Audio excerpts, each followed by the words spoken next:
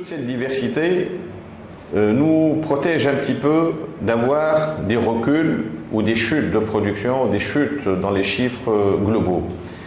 Ceci dit, certains segments ont souffert plus que d'autres. Par exemple, le denim a énormément souffert avec la vague d'investissement et d'industrialisation dans le textile en Égypte.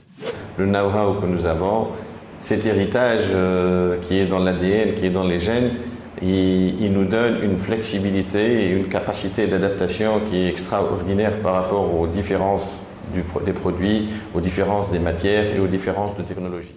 Nous avons un mauvais climat des affaires, nous avons un financement qui coûte très cher, nous avons un accès au financement qui est quand même très difficile, une administration hyper lourde, la vie de l'entreprise n'est pas facile, le transport en public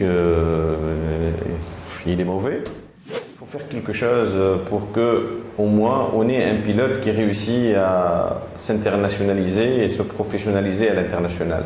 Moi, je pense que si un premier cas réussit à franchir le cap, il y en aura d'autres qui le suivront.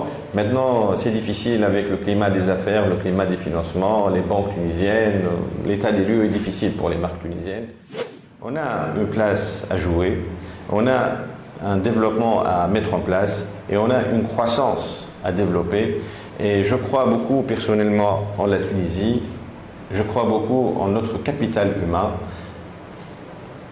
Et comme je dis toujours, j'ai une expérience, je l'ai mise en pratique, elle réussit, il y a des jeunes qui percent, il y a des entreprises qui se développent.